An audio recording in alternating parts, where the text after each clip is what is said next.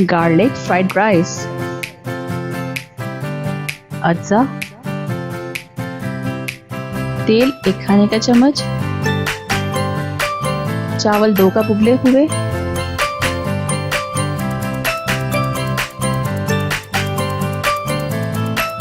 तला हुआ लहसुन 2 खाने के चमचे, नमक आधा चाय का चम्मच या हस्बे जायका, सफेद मिर्च आधा चाय का चम्मच। अच्छी तरह मिक्स कर लें।